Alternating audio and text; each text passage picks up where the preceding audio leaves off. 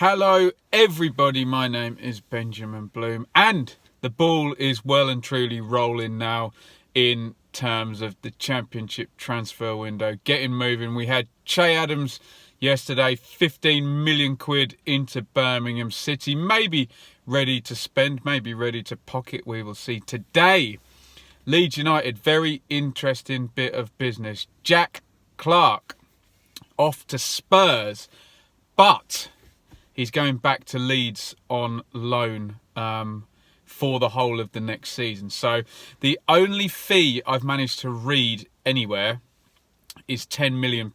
Now, if that is money up front and they get him back on loan for next season and he's an asset that helps them out, that could be a very clever bit of business. We all know Leeds do not have parachute money, so they are competing against three new teams that have come down, Huddersfield, Fulham and Cardiff, who are all going to have 45 million quid put into their bank accounts.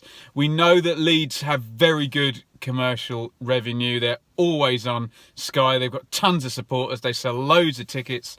They have all sorts of hospitality and sponsorship stuff. So we know they do well there, but they do have to bridge the gap against those teams by doing clever business. It's been Chris Wood or Rolando Vieira over the past couple of seasons that have gone out, and this season it's Jack Clarke. But that big caveat that he comes back on loan could be the decisive factor in this. So the context of this all is that Bielsa has this rolling contract. We don't know how many goes he's going to give it to get Leeds up. It was a third place finish, doing fine in the playoffs, 2-0 up, going into half-time in the second leg, and just that almighty collapse for the last hour of the playoffs. So basically Bielsa got them very, very close to going up. We thought that they were going to sell somebody. The names mentioned possibly going out of Leeds were Calvin Phillips, who's young, English and Championship ready. We know he'll give you a good season next season. Pontus Jansson, who's a little bit older, foreign, maybe Premier League ready as well, a bit less value. And Jack Clarke was the other name mentioned.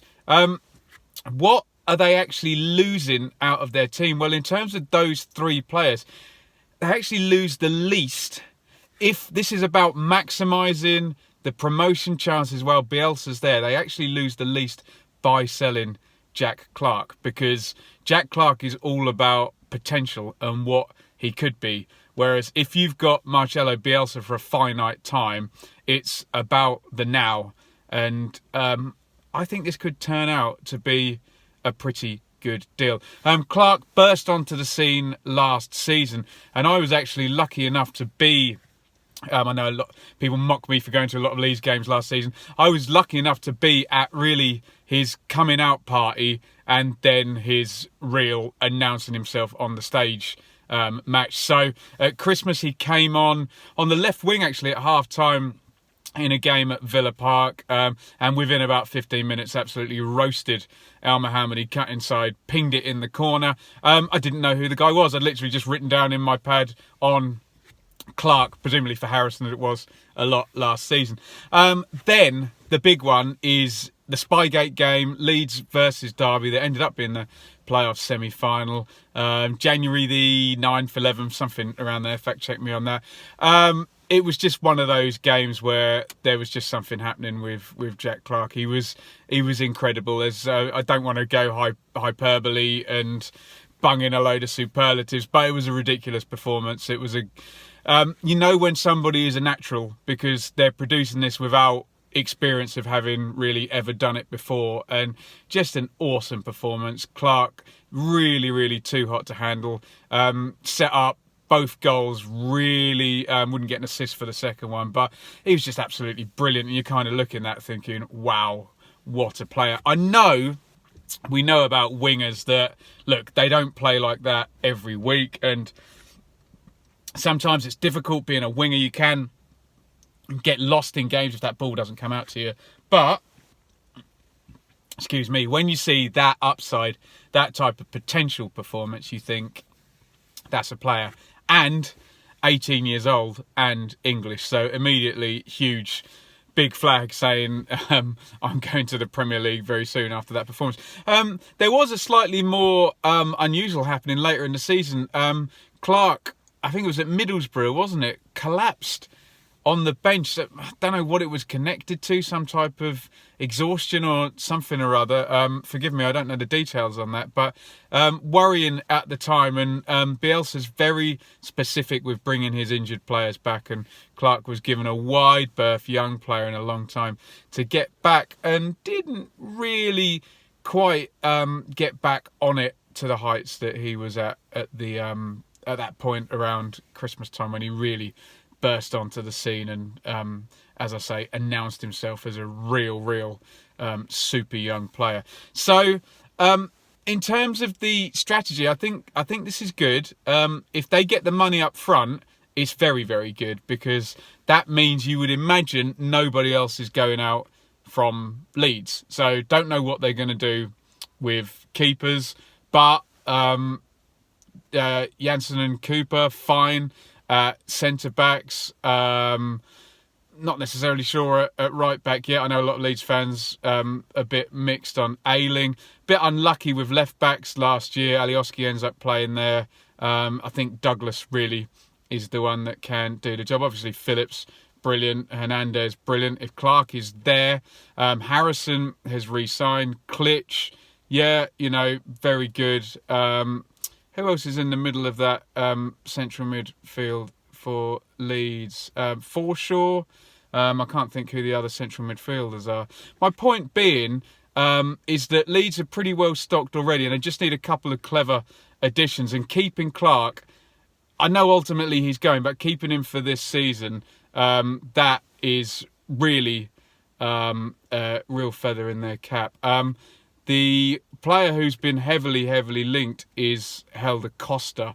So we know he's done a really good job for Wolves before coming there and part of a promotion winning team. He was actually the best player there to begin with, and then they just bought a whole another level of player after that when people like Neves and Bolly came in over the top of him. So what I'm saying is, they've kept Clarke and pocketed some money, which means that they're probably not going to have to sell anybody else.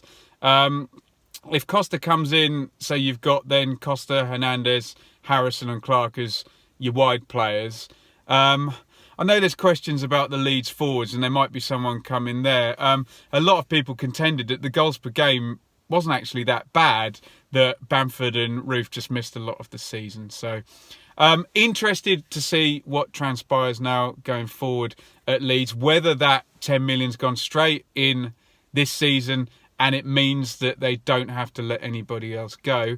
Interested to see Costa coming in, and or a forward or maybe a fullback on top of all of that. I know guy from Brighton came in on loan as well, and a young guy from Carlisle. So there's people come in. I'm pretty interested in this, but I think this is probably a clever bit of business in respects of that it's about the now in the Championship. It's about exploiting Bielsa. It's about closing the gap on the parachute teams while you're strong and just kind of going for it. So I think this is a sensible move.